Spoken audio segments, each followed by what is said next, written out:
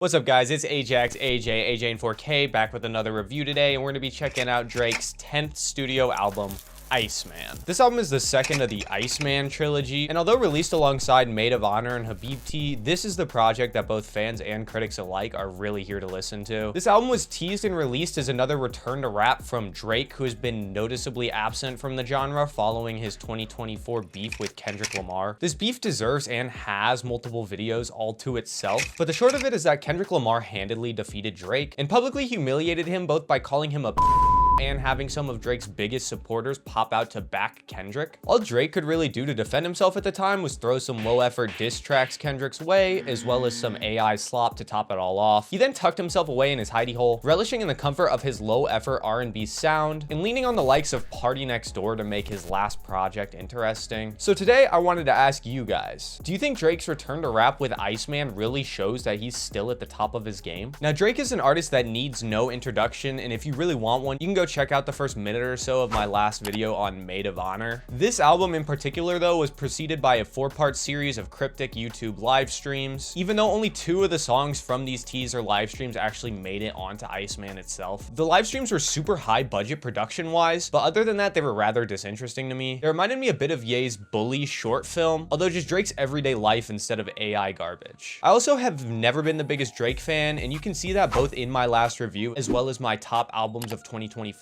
video. So as you can guess, I was more anticipating this album to see what lows Drake could reach rather than what highs. And I'm acknowledging the bias so I can actively work to combat it in this review. ICEMAN begins with a good intro in the form of Make Them Cry. It's a nice, contemporary, and simple hip-hop beat that reminds me of something J. Cole would put out, with an eerie vocal sample and some reverby drums, and some nice instrumental switches that flow well in the arrangement. Drake is definitely rapping with some focus here as he talks about the emotional turmoil over the last few years, reflecting on his relationships and life since the Kendrick beef. Drake also had some flows that impressed me here, specifically the section where he's talking to 40, and also the closing section where he's talking about fighting back against what he sees as his detractors. However, although Drake says what happened in 2024 killed a big piece of him, he seems awful braggadocious for someone called a and abandoned by his friends. It does seem like he has a bit of a fire under his ass in this intro, though. The end of this song awkwardly moves to Dust, which starts out with a Kanye West style Chipmunk sample beat and transitions into a Travis Scott Utopia sounding track before ending on an almost Japanese styled track. I can't lie, I do fuck with the ending sample a lot. Very serene yet somewhat eerie. However, Drake is talking at the beginning like he's very cool and hard, but it just comes off as lazy to me. And he then switches to his annoying ass nasally singing style, which just really turns me off here. When the instrumental eventually switches to that Utopia style beat with some fat rubbery drums and electric synthesizers, Drake's flow turns full Scorpion, meaning very flat and uninteresting, although he does appear to be putting some effort into this one though, so at least, 2 thumbs up there. Lyrically, this song is boring to me, with Drake trying to appear threatening by flexing the amount of money, possession, chart success, and women he has in the later half, and just flexing his spending on women in the former half. The transition into Whisper My Name is well done, with another eerie sample to match the former track. The beat is definitely Scorpion like, even though I feel the drums are heavier and there's some nifty synths in the back that add a nice touch. Drake's delivery is also Scorpion, but not in a good way. He does not seem to have a lot of energy and the range is very flat. He's also singing out of his nose once again. We're only 2 tracks in and I'm already tired of the beat switches, as this song also has one. It transitions into even heavier drums, some even more fun sound effects, and some eerie vocal samples. The lyricism is also boring to me, with Aubrey acting like he's actually a threatening person and also still being angry about those that have switched up on him since the Kendrick Lamar beef. Don't get me wrong, it's okay to address it, and honestly it needed to be addressed, but you'll see as this continues throughout the album that Drake seems more butthurt about it than actually impacted. Next, we have a clunky transition into Janice Shut the Fuck Up, which starts with a vibe more similar to something off of Maid of Honor, transitioning into like a trippy Red beat and delivery, then switching up to a Lil Wayne delivery at times, before Drake finally decides to be himself. Needless to say, I found that annoying. The beat also has some heavy drums and 8-bit synths that totally grew on me throughout. Lyrically, again, this is a lot of the same, with Drake retaliating against Kendrick and those that switched up on him since the beef in 2024, but not necessarily showing how he's done anything to change himself because of that beef. The next track, Ran to Atlanta, starts with a whole lot of Red and also 8-bit styled beat, and I, as well as everyone else, was surprised to see Future here, not because he's a bad fit, but because he's technically a contributor to the initial spark in this 2024 beef that's referenced everywhere across this album, especially in this title. Future actually sounds quite good, and I'm not a fan of Molly Santana at all, to be honest, but I think that they put some effort in here. Drake sounds lazy near the beginning, but he definitely has some energy, although fake feeling, on his appearance at the song's outro. The song switches to a modernized Scorpion style beat at the literal halfway point with some synths, flat but rubbery drums, and icy sound effect flourishes. Lyrically, I have a lot to say here. The song is really just him flexing his connections with the city of Atlanta and the artists that he helped promote there, as well as the love that they have for him. Now, it is true that Drake has helped a lot of artists out of the city and boosted their popularity via his massive fan base early on in their careers. But this is exactly the reason why Kendrick called him out for it in the beef. It is cool to see that Future is still cool with him, and I bet most of the people he collaborated with out of Atlanta respect him for the boost he brought their careers. However, when initially approaching the interactions with these artists, Drake was already in a position of influence and obviously trying to capitalize on their sound and relationship. I do think the fact he's even mentioning this though means that he probably feels guilty about it, so that shows a sign of change, I guess. I mean, honestly, I could listen to this song on a regular basis if I didn't look into what Drake was saying. This is again a weird transition into Shebang, which is an Atlanta style beat with more dance or rubbery sounding drums. There's also a fun Chipmunk sample that starts to appear later in the track. Quavo's inclusion for the ad-libs is very welcome here, but lyrically this song is boring. It's just Drake flexing his wealth and ties, and the beat is not interesting enough to keep me invested for long. I mean, I see why Drake uses the beat switches. The transition into Make Them Pay is again very disjointed, and the beat is very Kanye West styled, as if it was produced for Bully. I do like those 70s-esque synth touches though. Drake produces some threateningly cringy bars with such a laid-back flow it'd make you think he's reading a script. And he's also just throwing shots at Kendrick and those that switched up on him since the beef. I mean, the Aiden Ross and Rick Ross bar was kind of fire, but I hate to see Aiden Ross mentioned in any capacity, especially on a project of this caliber. Honestly, this song was surprisingly good as well, despite Drake's lyrical focus on the same topics already explored. There's again another compilation-esque transition into some cinematic pianos and annoying Drake nasally singing on Burning Bridges. However, the song quickly transitions into some slippery synths, heavy drums, and honestly just a very interesting sound that I couldn't match to another artist. But unfortunately, we have another beat switch to another certified lover boy feeling beat paired with an annoying Lil Wayne style delivery in the vocal department. I mean, the shots at A$AP Rocky would be interesting to me if they had any sort of passion behind them, any conviction in how they were delivered. National Treasures is the next track up, which begins with a fun, eerie beat that again sounds like a contemporary Scorpion song. However, the song has a well done beat switch into a sound again I don't really think matches much else out right now. I mean, the delivery is again laid back, fake Drake, but he definitely brings some energy to the table in the later half. Returning to the lyrics, they're again repetitive, just bars about people hating on him since the beef, as well as his success, which I guess is supposed to discourage naysayers. Honestly, a really well done transition into Bees on the Table, which almost sounds like it's the same track. This song is reminiscent of other tracks on the project and laid back to the point it's sounding repetitive and boring again. And I mean, the 21 Savage feature on the track doesn't do much as he's matching Drake's laid back flow and non-caring delivery. The lyrics here are again Drake trying to appear threatening due to his wealth and success and supposed connections. What Did I Miss is the next song that appears, sounding far more cinematic with the horns, flutes, and synths resulting in trailer-esque music. But it does finally settle back into a repetitive-ass track. The movie-esque nature of this song does make sense as it was the initial 2025 teaser to this album. Lyrically, it's a lot of the same with Drake deflecting but also acknowledging the beef that has separated him from the rap industry for the past 2 years with sarcastic humor. Then comes Plot Twist, another Scorpion sounding track with effortless and boring flow. The lyrical focus on the track is Drake once again reflecting on how he's become more skeptical of his surroundings since the beef with Kendrick. But again, he's not acknowledging whether this skepticism made him a better or worse person, and from what I'm seeing, it's definitely not better. I mean, so far from what I can see on this project, the beef just made him stew in his misery just to portray the same toxic person to the world 2 years later. The next song, Too Hard for the Radio, is a weird switch up and sounds like it would have been a better inclusion on Habibti, with Drake's pop R&B nasally flow in full display. The lyricism is also out of place as it completely ignores the beef or change or anything besides his pop sex flex flows. And I mean, this song is also kind of funny because it sounds like Drake trying to capitalize off West Coast hip hop and its success in the last 2 years, which is the exact sound that beat him in the beef he's stuck in. The delivery eventually switches up into his flat trap flow, and the effort here seems non-existent. And again, another out of place transition into Make Them Remember, which is a Chipmunk sample heavy Ye style instrumental, and he raps like Ye to top it all off. The song is again throwing shots at Kendrick and those that switched up on him since the beef,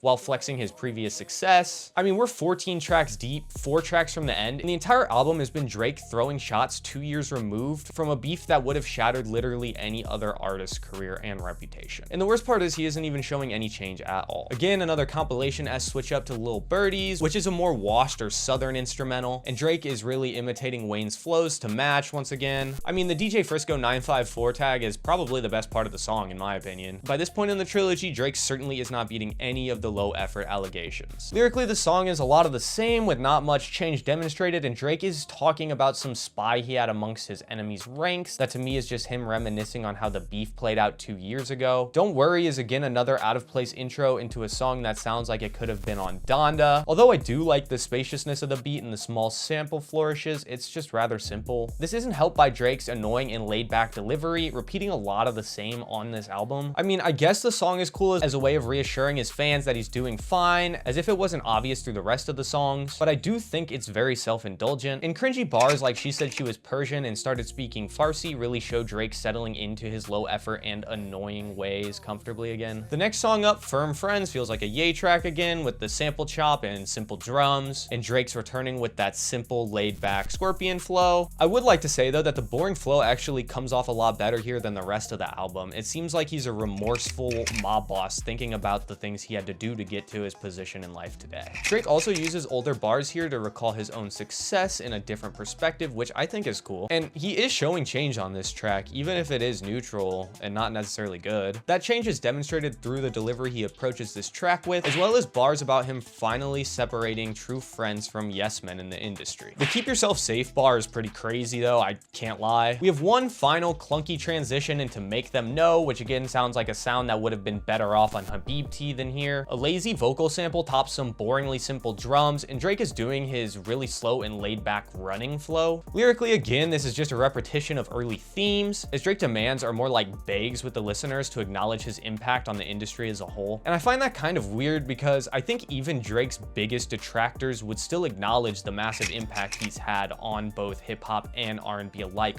without a self-suckfest about it. I also think the sample chant as a conclusion is a bit overblown for how truly mid this album was, if not below that. So now that we're here at the end, I have a lot to say, but first let's answer the question that we started this video with. Did Drake show that he's still at the top of his game? No, I actually think this album did quite the opposite. It truly solidified that Drake can put minimal effort into even his most hyped drops in the last half decade after a reputation destroying beef and still succeed. Don't get me wrong, there is effort that shows up here, and I want to give shout outs first and foremost to the producers and the features. The features really did bring passion, and the producers made songs that, although generic within themselves, interested me beyond surface level. Drake even shows up on a few tracks here with some real energy as well, because he is obviously butthurt and inflamed by the whole Kendrick thing. However, throughout a majority of the project, Drake is once again incredibly lazy in his delivery. I can ignore the annoying nasally singing, Scorpion flow, and even Jamaican patois if there is actual vision behind its usage and if it is well executed with passion. However, Drake obviously does not do that a majority of the time or ever when it comes to these specific circumstances, and I don't think he's really helped out by his songwriters. I know everyone in the industry uses songwriters at this point, but Drake has to fire some of his with the cringy surface level generic bars that show up in almost every song here. And while we're at the lyrics, let's talk about Drake and his change since the 2024 beef. I mentioned how he seemed like he had experienced some meaningful life change with who he sees as friends demonstrated by Firm Friends, but a majority of the lyrics here just paint him as a douchebag who has fully given himself over to the demons of his sloth by constantly blaming others and remaining insulted by the times he was called out. The true change Drake had is that he'll be butthurt for life about the Kendrick thing, and that's